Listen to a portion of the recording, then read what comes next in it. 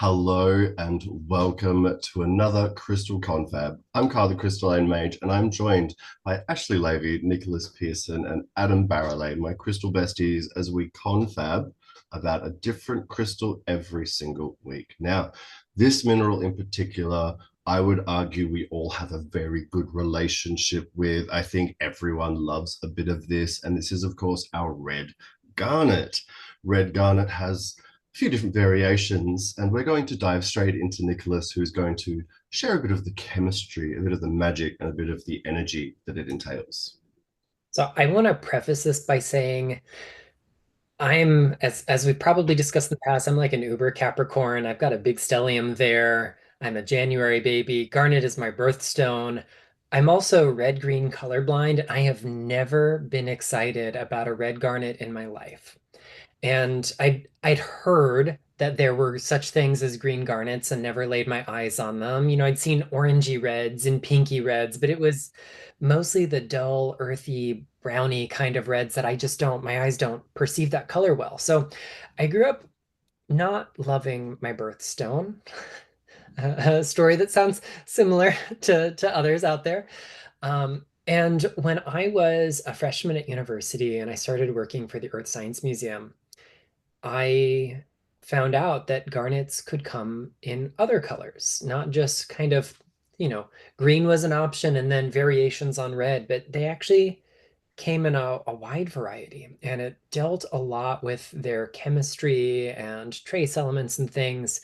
And I was really mystified to learn that unlike quartz, which comes in so many different colors, but is fundamentally the same substance, garnets are a whole family. In fact, they're like two series that share a common element, and it blew my mind. Furthermore, that particular year, this would be like early, maybe mid 2000s, the discovery of the Japanese rainbow androdite garnets from Tenkawa Mine in Nara Prefecture was just blowing up all over the place. It was on the front of like Rock and Gem and the Mineralogical Journal.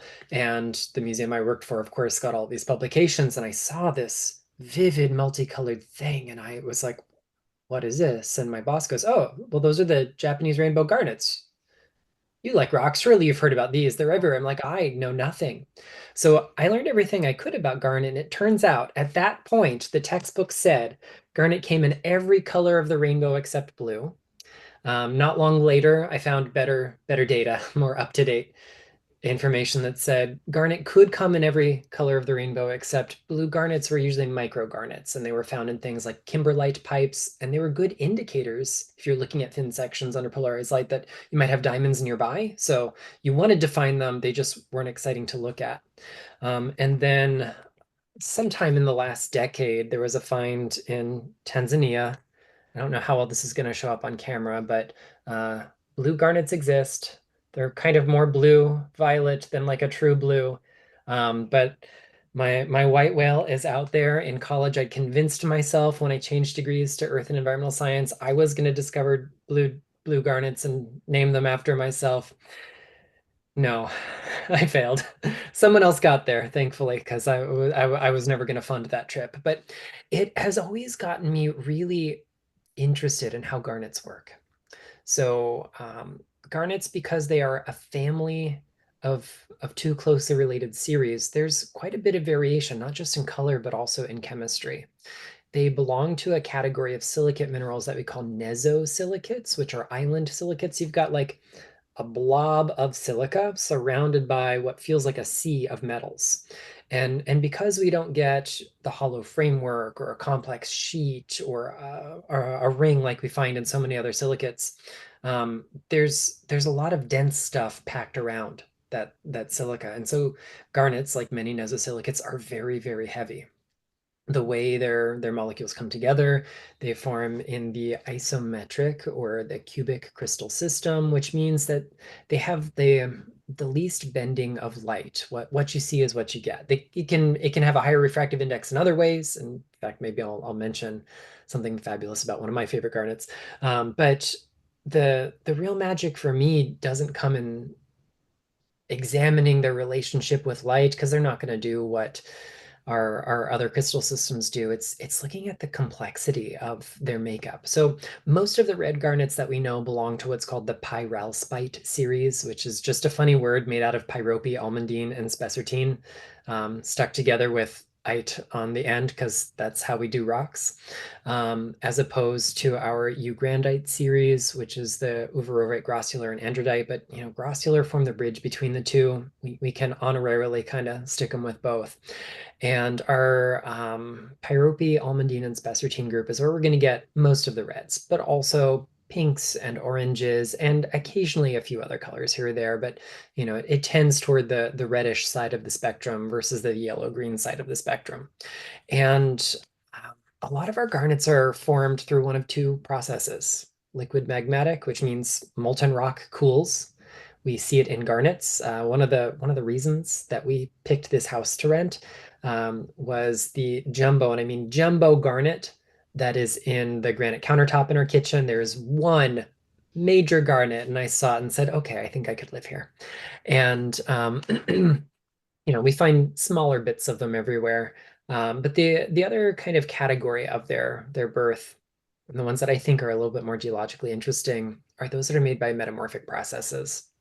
These are tertiary minerals. They're, bent and broken down. We often find them in things like schist, which is what we've got here, some almandine schist. So it's sparkly from all of the mica, and then those bright red garnets kind of get squished out of it. And they appear to be grains inside that host rock. But when we start to examine all of these things like together, like telling the story of garnets, um, most of the time with silicates, we get these kind of expansive, open-minded, open flowing, we might say amplifying kind of energies, but the denseness of garnet, thanks to it being a nesosilicate with all those heavy metals in there, lots of manganese and iron and sometimes magnesium with our red garnets, they're going to confer a little more stability. They're a little bit more anchoring. When we see the presence of like iron and manganese in particular, those minerals tend to feel a little bit more fiery and earthy at the same time. Um, that structure of that island silica um, is going to give us resistance to outside forces. There was a German lithotherapist by the name of Michael Ginger. When I was in college, I fell in love with his work because he was a geologist first and then went the crystal healing route because he started to see trends and started to map those trends out. And he tells us that nesosilicates, like garnets, grant resistance to outside forces and encourage us to structure our lives according to our ideal vision. Think of it as like the defense you get by having your own deserted island, and then you get to make that your paradise. I think that's maybe a good metaphor for how that might work. Um, I think of them as representing individuality. They help us stay true to our beliefs. They help us really get a clear picture of what our ideals can look like.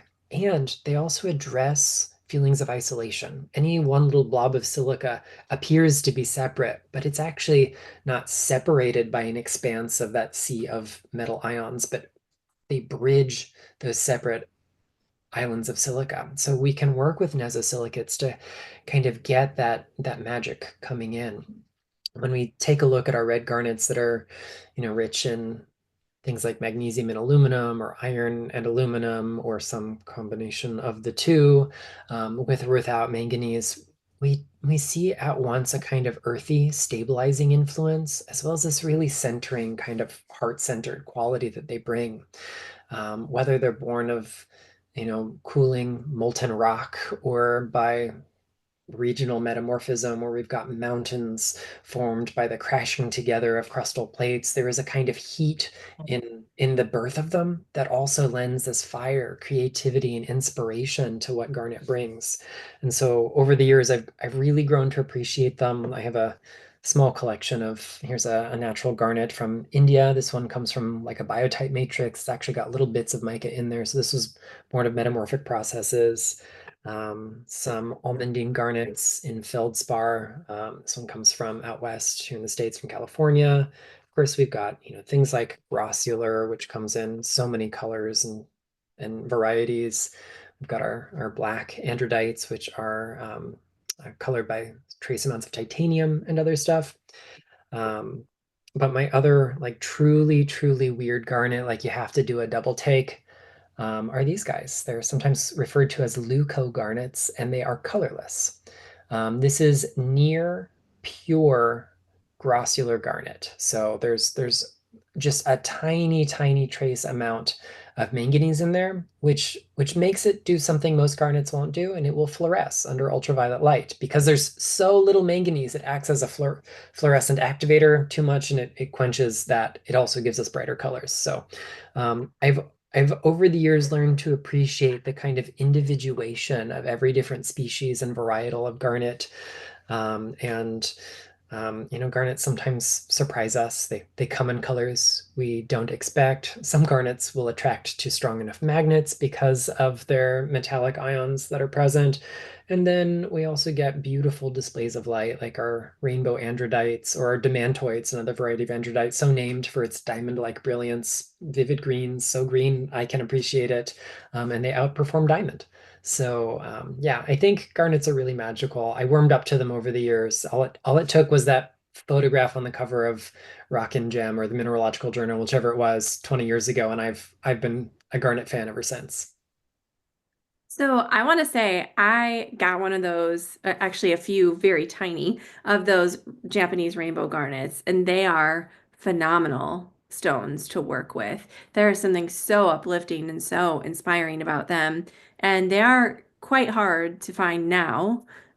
Still possible to find for sure, but they're a little pricey. And, if you want one of any decent size, expect to pay like a small fortune because they're highly collectible at this point. But I was sitting here kind of listening and thinking about what you were saying, Nicholas, and going through all these different amazing varietals of garnet that we have available to us. And I wanted to sort of pose a question to the group.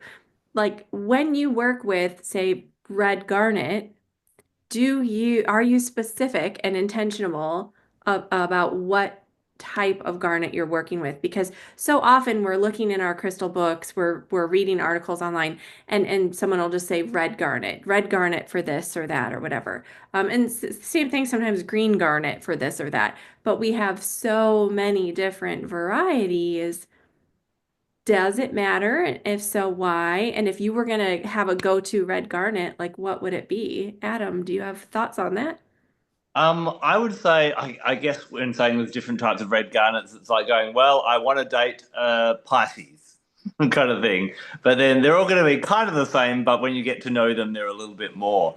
I must admit, I'm in the garnet camp. You three all seem to have drunk the garnet Kool-Aid, and I haven't yet. I think it's got some really powerful uses, and I will talk about them, especially for our time right here and now. But if I was going for a kind of a fiery red crystal, I'd actually go for a ruby 9 times out of 10 over a garnet in that way. So I probably haven't dived into getting to know each of the red garnets differently. What about you, Okay. Kyle? I am a, for me, colors very important in the way I see things, and I generally stick to almandine, pyrope as my red reds. For me, spessartine goes into the orangey browns, and it comes with a different, more creatively driven energy. I find the deeper reds, the more burgundy reds of almandine and rhyolite, it tinges into purple sometimes. This is a really cute little wire wrapped one that I did myself that I wear that's tiny and you can see it when the sun goes through it, but it's too hard on camera. It has this depth of quality, of connection, of grounding with the fire. I find the orangey brownie ones bring fire on fire, maybe a little bit of earth, but they seem to push more on the fiery edge, where these deep burgundies, you see them. This is one from the Heart's Range, real beautiful natural faces. This is a African Tanzanian piece that has really beautiful color. It's a rhyolite, rhodolite. My goodness, I'm confusing rhyolite and rhodolite. Let's just get that out of the way. Sorry, rhyolite is rainforest jasper. Rhodolite is a type of garnet. Red garnets for me bring this depth. I don't know. That's where I come at it. That's where I come at it. And I think as you go into the blacks, they take you like right down into the depths, into infinite possibilities below our feet and what exists outside of our range of what we can see. Awesome. Nicholas, what about you, being the Capricorn who didn't really connect with your January birthstone? Have you grown to like form a solid relationship with any one particular type of red garnet? You know, the challenge is that without like really good testing, we just don't know. So it is a safe bet to call our fairly assertive reds pyrope almandine. They're somewhere on the spectrum between the two.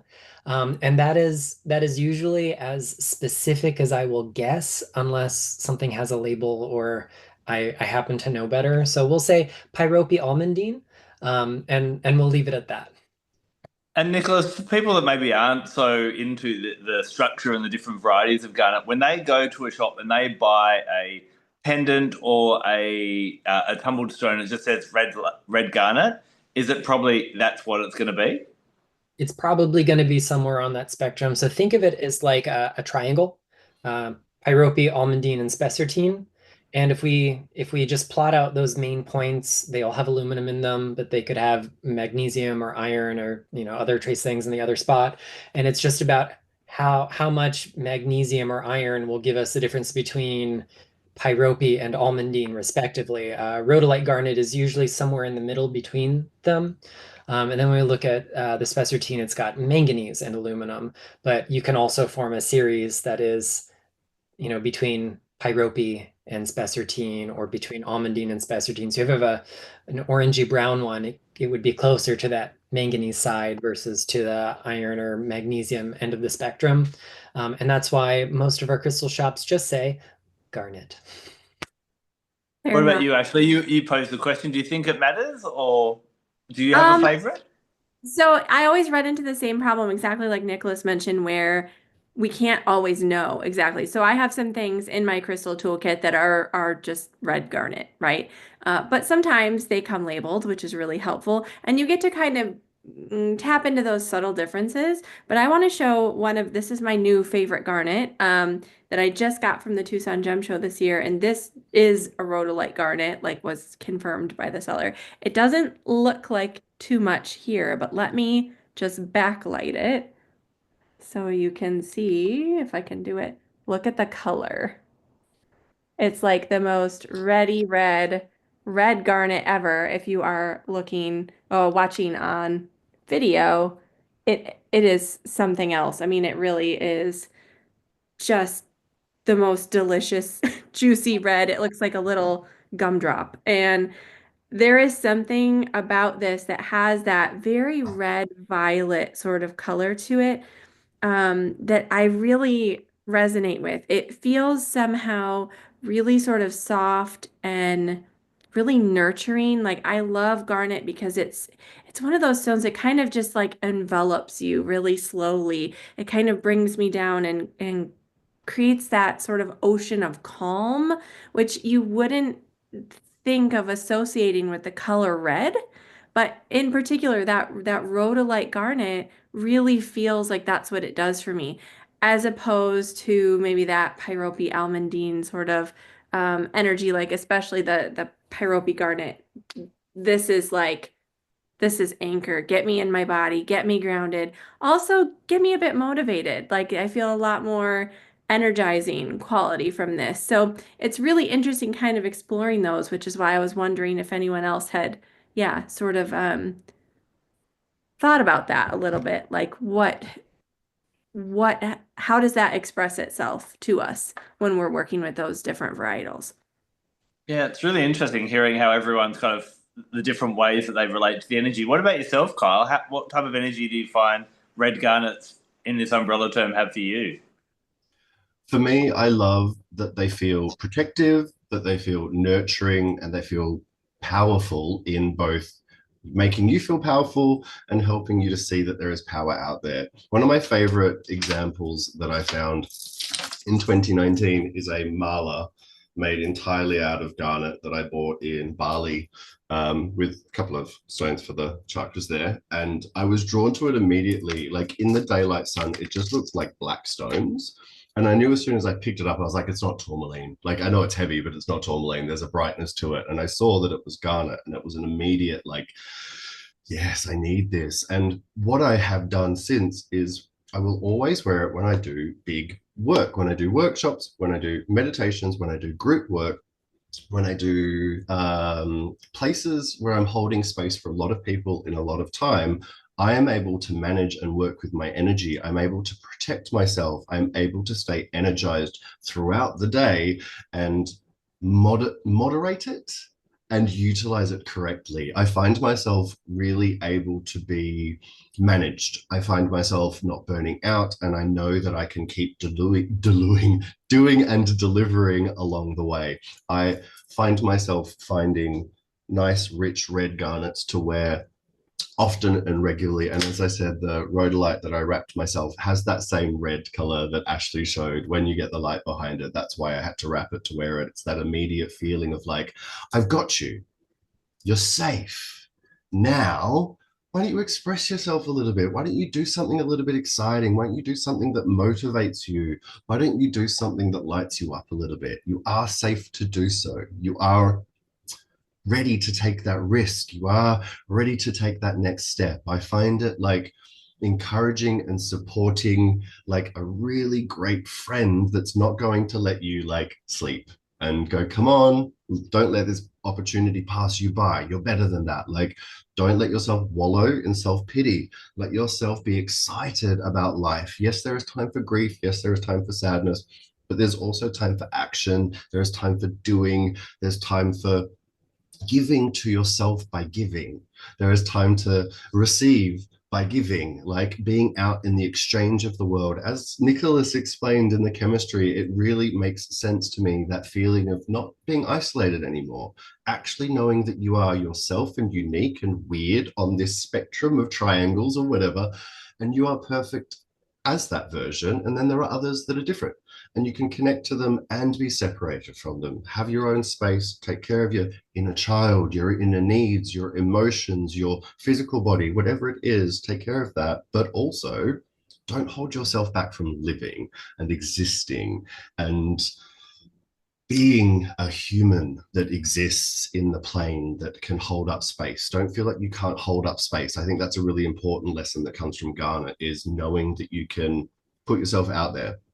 There is this beautiful ring that I wear that is, just showing a little bit of the red. This is a little vintage ring I found on Portobello Road in London, and with my loop, I've found it's made in the 70s, and it just fits perfectly. It sits there, and on my right hand, it's a reminder that I'm moderating what I'm putting out, but I'm putting it out there. I'm not going to stop putting it out there. I'm not going to stop hiding. I'm not going to hide. I'm not going to stop myself from showing myself. I'm not going to listen to the words that come from negative places out there, because it is something that we all face, and it's something that I have faced every week of my life that I can remember, and every week of my life that I go live on my lives on Sunday.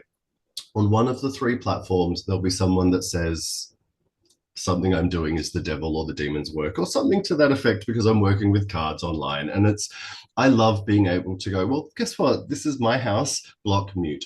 Like, I don't even have to engage with the people. I don't even have to connect. Like, this is not what I need to do. You are not a part of my life. If it's not for you, move on. You don't have to say nasty things.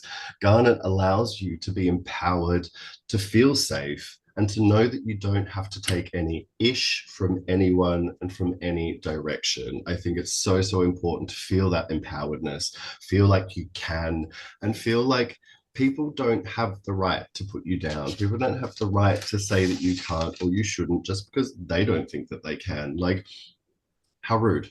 Excuse you, mind your business. Like, it's not your business to tell me how to live my life if I'm not hurting anyone, especially if it's just from how I look, especially if it's just from me holding up space or holding space somewhere that maybe makes you feel a bit uncomfortable.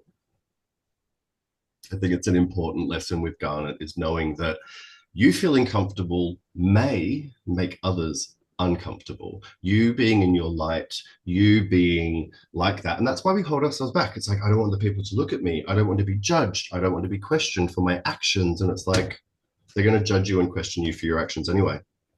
Do it, right? Why don't you give them something to talk about? Give them something to look at. if they're focusing on you, they're not focusing on themselves. And I think that like brightness that Garnet brings will draw a little bit of attention. And I think that's okay. I think it's a good thing. I think it means that you're doing the right thing if you're having a few eyes come to you because of what you're doing. It shows that there are people that are otherly focused, but it gives you the right to focus on you. I think it's so, so important in today's day and age. And as I was writing my info on this, I was like, everything that I'm writing feels a little bit selfish, but it's like, no, it's self-full. It's important that we take care of our own needs. It's important that we know our limits and our boundaries. It's important that we give and receive. And it's important that we hold space for ourselves wherever we go. I love that. I love that. And just to say on the to go off on a slight tangent where you're doing the devil's work kind of thing. I've been trying to find an accurate number, and it's somewhere floating around 1 million of how many actual gods are honored around the world today. And I saw an interesting post going, and you're sure that your god's the right one? Kind of thing. It's quite interesting thing. And that's also include the goddesses as well. So speaking of goddesses, I believe you really find a really beautiful connection between Bridgit and Red Garnet, Ashley. I do. It was this connection that I felt between the goddess Bridgit and Red Garnet that really helped me appreciate Garnet in a bigger way. Because I will say there was this long period before I really had connected with Garnet and started working with it that it was almost like I thought I knew what Garnet was really about. I kind of had this like assumption in my head. I had this, I guess, like surface understanding. And I almost looked at garnet as being this really, really serious stone. And I was exploring, like, where did that come from? Where did that understanding come from? And it was because all these super serious older women in my life always had like garnet jewelry on. And I really think that's where that like connotation came from. Like, oh, no, that's for like older, serious women. That's like and that was the vibe I always had from it. And so I didn't really connect. I thought it was just this, I don't know, kind of old fashioned, like, I don't know. I wasn't feeling it. But then I had this amazing experience where I went to Ireland in 2019. And I've talked about this before. I went with my mom. We were doing like a reconnection trip. My mom is adopted. We have like family history there. We went to have this amazing mother-daughter trip together. And we drove around the country. It was a phenomenal experience of like bonding and connection and healing and nurturing, and it was great. And Garnet ended up being this big part of it, Garnet and Carnelian. And so we were driving around to a lot of different sacred sites. We visited a number of holy wells, especially. And there was a particular holy well associated with Bridget, not the main one at Kildare, strangely enough, but one out on the West Coast.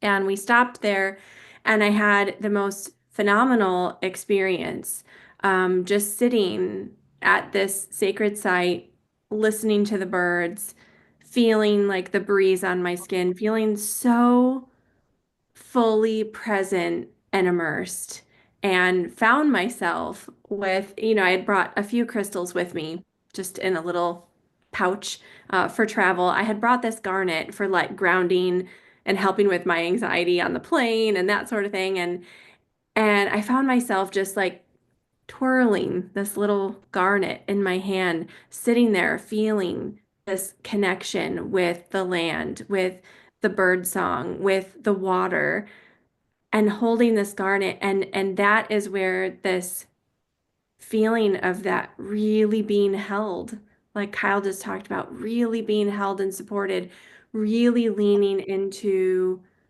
like my purpose and my truth and what I am like put here to do, not as a career, not as, but like as a human being experiencing life, right? Like it just had this deep impact and impression on me. So over the next, quite a few years after that, really connecting deeper with Goddess Bridgit, who I had always felt this call toward, this pull toward. And that was one of the reasons, specifically, I wanted to stop at quite a few of her holy sites on this road trip with my mom. And digging deeper into Goddess Bridgit and understanding her different aspects and that sort of thing, I started to understand how the different crystals that I was feeling drawn to at that time, where I was really opening up to her energy and her presence, sort of related to her different aspects. So Garnet, I sort of connect with her aspect as the healer. And in a past episode, when we were talking about Carnelian, I talked about the connection to Bridgit as Hearthkeeper. But in Bridget's aspect is healer, Bridgit was like known to have this amazing knowledge of herbs and herbal medicine. She was one that could talk with and connect with the bees. And if we think about the importance of honey for healing, right? Honey is so powerful. It has amazing antiseptic qualities. We connect with it even still when we, have a scratchy throat, a sore throat, we'll have a cup of tea with honey. And Bridget was like this keeper of the bees, this amazing goddess who could communicate with the bees, speak with the bees. And if we think about, what the bees are really representative of is community in so many ways. And so here is this amazing goddess who is able to inspire community action and orchestrate community action. And so it's through community often that we find healing as well. So it's not just in the plants and the land, it's not just in the honey, but looking at the symbolism in that, it's where we find healing in community. And that for me is so much of what Garnet is, because when we are present in our truth and what we're supposed to be here doing as humans, so much of it revolves around connection and collaboration. And that is where I feel some of Garnet's strongest gifts lie. Like this is where it's at. So if you've been feeling that feeling of being disconnected and separate, and you want to come back together as part of that bigger whole, like Nicholas was talking about with just the chemistry of Garnet, like this is a stone that can really help you do that in big ways. And so if you, like me, feel really connected with Goddess Bridgit, or if you don't and you'd like to explore that, one of the best ways I feel like we can work with Garnet to get close to her is to let Garnet be sort of a muse to inspire you, to inspire poetry, song, dance, music. Like let those sparks of inspiration fuel you and help you find your place in community and the things that you can do to make the world a better place. So actually, are you saying just by kind of having Garnet around near you and then creating those opportunities for those kind of muse-like experiences, that's a good way to work with this crystal?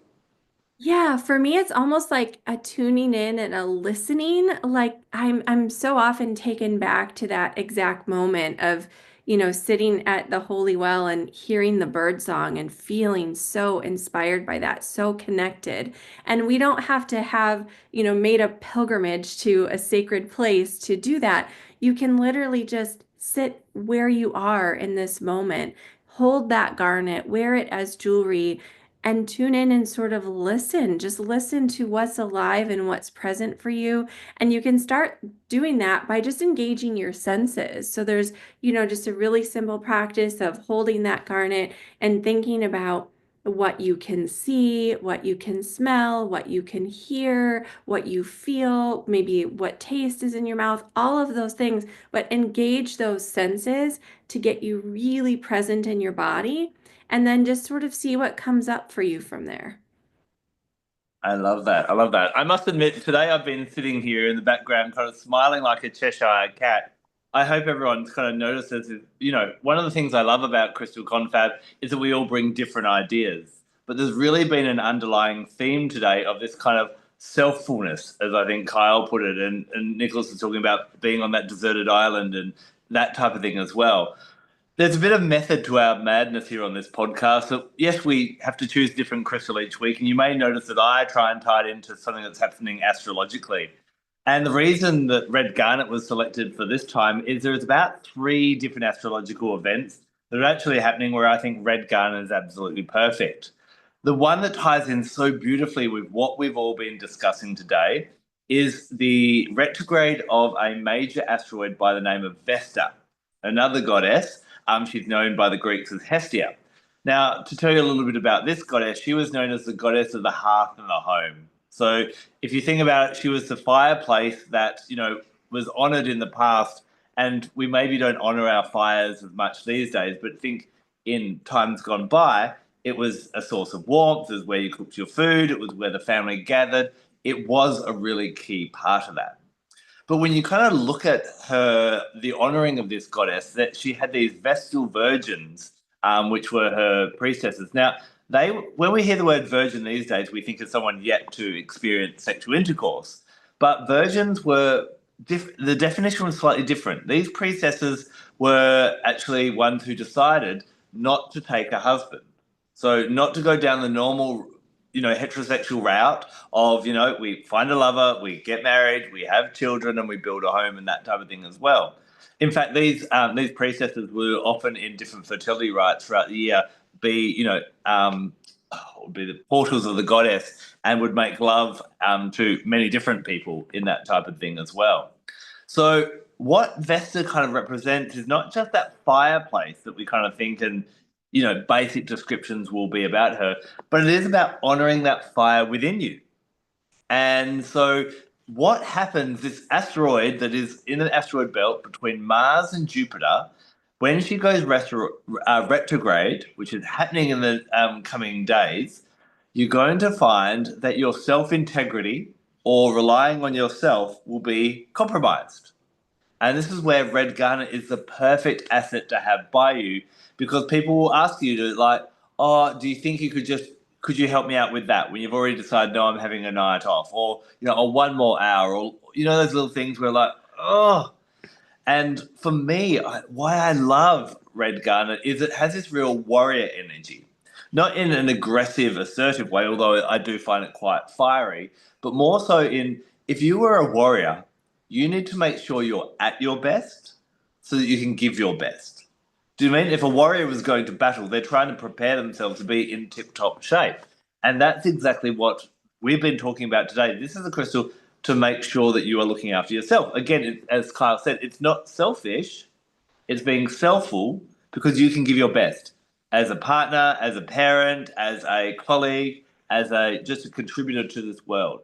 If you're in a bad shape, you become a drain on society rather than a contributor to society. So really look at where your boundaries are going to be pushed in the next few weeks of people trying to get you to do things that are beyond what you actually want to do. And then keep red garnet nearby you and either sit and ponder each night and go, did I bend too much? Why did I bend too much? Was it that need to try and get other people's approval? But as I often say, it doesn't matter if you're Donald Trump or Lady Gaga or Mother Teresa. You're going to have people that love you and people that hate you. But only you get to decide how you feel about yourself. And Vesta retrograde is a really great time for you to kind of get those personal boundaries a little bit stronger as well. So that's one thing that's happening really soon. Now, I'm going to talk to my Southern Hemisphere friends because we also have a equinox happening. Now, it's going to be different. It's going to spring equinox, which is known as Ostara in the Northern Hemisphere. This is a really great time for getting back into action, planting seeds of desire. But for us in the Southern Hemisphere, and Kyle, I don't know if you've noticed it, we've stopped our scorching hot 40-degree or 100 Fahrenheit days, and it's starting to cool down slowly, and you're starting to get a bit of chill in the morning. We're going into that autumnal weather. Remember that humans are this only species on this planet that ignores the cycles of the sun, the moon, and the seasons. When the sun goes down at night, trees and plants will change their behavior, and so will animals. Humans, we flick on a light and keep going. And, that's why we throw out our melatonin, our serotonin cycles, our circadian cycles. That's why cortisol keeps us up late into the night, all these different things. with the seasons as well. Do you behave differently in the summer and the winter? With our climate control, a lot of the time we still do a lot of the same stuff a lot of the time. Mabon, or the autumn equinox, is a really great time to start slowing down, to get into that more introspective time. And for me, this is a really beautiful time. We don't get it so much in the southern hemisphere, but in the northern hemisphere, one thing I love is you have all the autumn leaves. The trees realizing that actually I no longer need this excess leaves. And for my survival and introspection in these colder months, I need to let go of excess. So this is a really beautiful time to focus on your base chakra. And of course, the base chakra is about feeling grounded, feeling safe and secure. And a lot of the time why we feel overwhelmed is because we're trying to stretch ourselves in too many different directions. And this is a great one for Mabon to kind of go, no, I need to come back to what I need and focus on that and build those boundaries around that as well.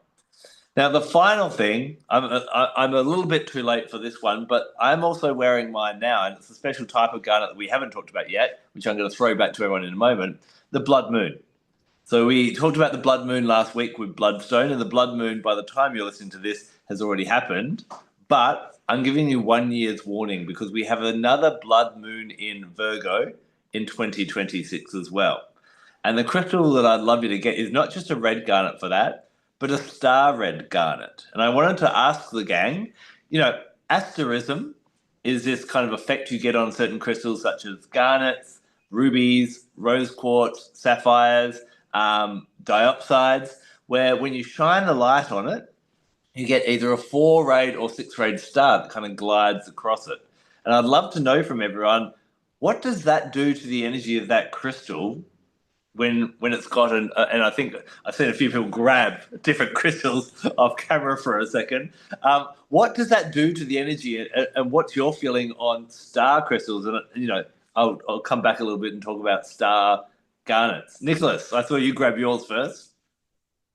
So in the case of our garnets, it's usually either titania, so something like rutile, although it could also be, tiny little fibers of other minerals that are in there. But, that titanium influence that we find in rutile is so connective. It is strong. It forges great boundaries and things as well. Helps us reach across distance while still protecting our light. And I find it so enlivening. I have a star garnet sphere, which was not labeled a star garnet sphere. It was just in a basket of regular garnets. And I never go crystal shopping without a bright light. So like, my mobile device, I have to look at everything under a bright light to see what's happening inside it. And I mean, the moment I turned the torch on, it was right there, this perfect 4-rayed star. And I went through every one of them categorically to find the best, but it was the first one. It's always the first one. And I love that it brings a greater sense of movement to the otherwise somewhat kind of stabilizing or anchoring quality that garnet has. And yeah, I think they're really, really sweet. Kyle, I saw you grab one as well. I have also had a very similar experience, but with a pendant. I bought this really beautiful garnet pendant, took it outside, the sun hit it, and it went ping with a 4-ray star. And I was like, yes! I'm so excited. Like, it brings life, this energy, this like richness, the same way that like golden rutile, star rose quartz, star diopside, I find anything with an asterism, a star in it, just brings this party, yes, do, amplify, can, like, depending on the situation, it's like a yes for me. I've started to doubt myself this week as well. I was just doing some Google searches for images as well, and I've always been very certain and confident and taught this, but I want to double check with everyone now. When it comes to, you've got star garnets and you've got star rubies. Now, they look very, very similar. They're both kind of that red. There will be kind of variations. But both Nicholas and Kyla mentioned it's a 4-rayed star with garnet, but it will be a 6-rayed star with ruby. And please confirm that I am always correct. Yeah. Yeah. Because it's quite, when I did a Google image of star garnet, some of the images had a 4-rayed star and some had a 6-rayed star. So I do wonder sometimes whether in sales people are getting a little bit confused on what they're selling, type of thing. But yeah, that's obviously because of the layout of the structure of the crystal. Yeah, yeah. Exactly. There is a really great exception, though, although it is rare. Corundum can produce a 12-pointed star if we have the right spacing of the rutile inside them. Just If you when I think about thought, the fact that garnet is cubic, 4 sides. yeah, Ruby, hexagonal, 6 sides. Like right there, it shows you that that's the orientation that the other minerals within the mineral are going to form under that structure. It's simple maths. yeah, yeah. How about yourself, Ashley? Have you worked much with star garnets?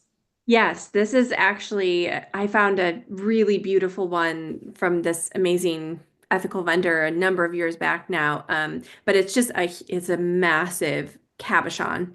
And so it just perfectly displays that asterism. But I think in general, when I think about an asterism, I don't think of like necessarily like star garnet versus star ruby versus a starry rose quartz or something like that compared to a regular one. I almost think of the asterism as like this extra qualifier, like this extra type of energy. And for me, kind of across the board, anything with an asterism, so good for focus.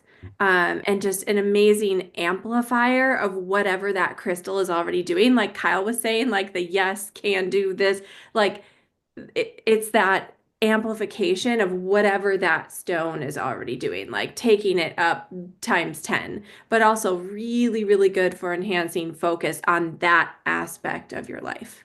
Yeah, I find as well, asterism kind of gets like the spiritual level of that thing. So, with rose quartz is about that general love. The star rose quartz kind of gives that more kind of soul love in that way. I love blue star sapphires for that real, like, for me, that's one of the best stones you could use for soulmate work. If you've got a soulmate, I think star sapphire engagement rings would be probably the best, would be my call. If someone's like, if I could choose any stone, I'd probably say star sapphires would be amazing for that. With the rubies, it's that real fieriness, and garnets, when we come back to that blood moon, it's that spiritual work as well, type of thing. I really like that. And I agree with you on the star sapphire. It's such a beautiful stone. But this is making me think of there is this lapidary worker who is as famous as you can be for that kind of thing, I guess, here in the States. But he did a lot of lapidary work and a lot of mineral sourcing for Melody, the author of the Love is in the Earth series of books. And his name was Bob Jackson. And he would make these chakra healing sets, very, very few of them. It took him a lot of time, but he would use the metamorphosis quartz from Brazil, which is like trademark name for a quartz from Brazil with an asterism in it. Sort of almost like a girasol, according to Melody's literature, different than a girasol, but looks very much like a girasol, but then containing the asterism.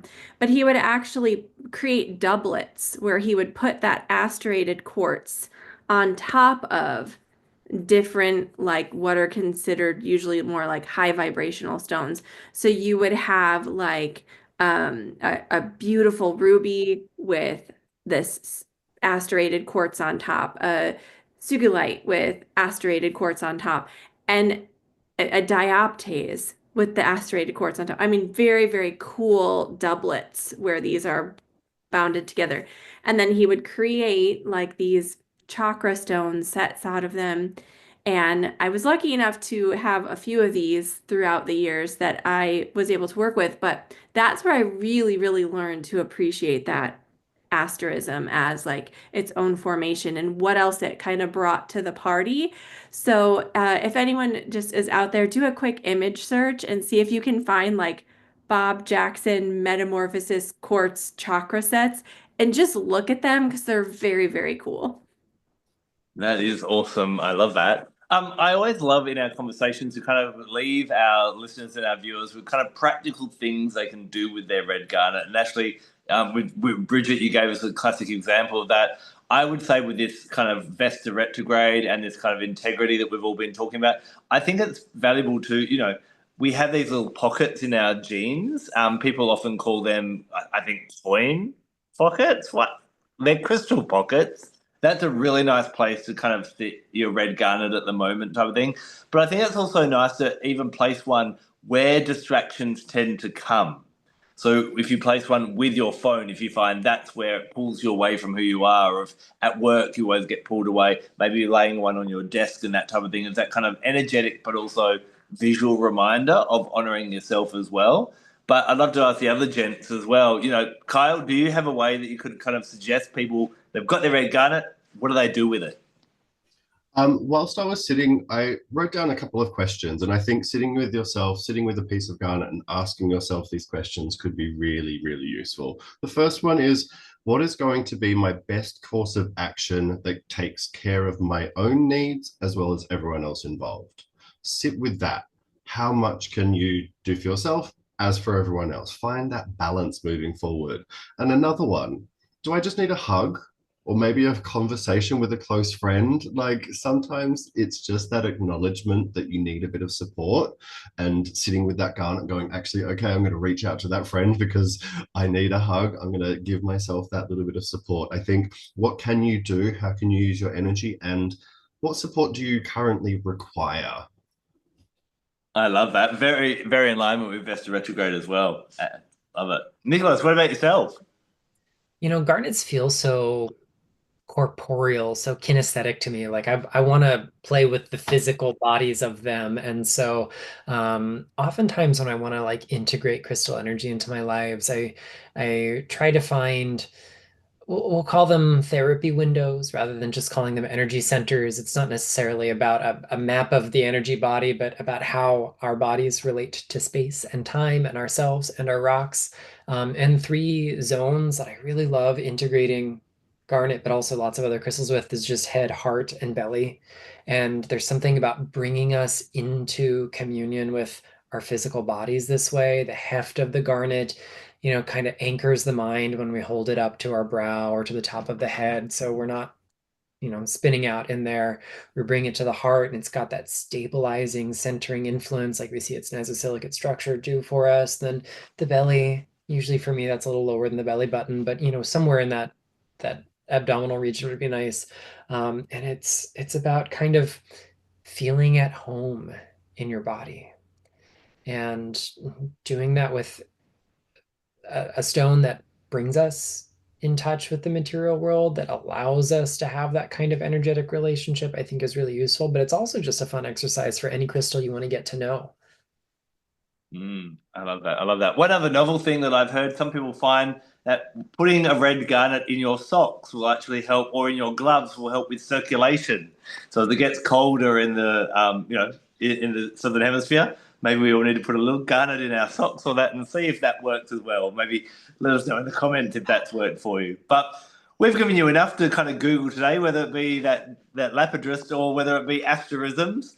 Go out and search, and hopefully you've also found some new love for garnets as well. We'll be back next week to discover another great, amazing crystal, another gift from Mother Earth, and have a bit of a confab with it. Thanks for joining us today. Until then, take care and blessed be.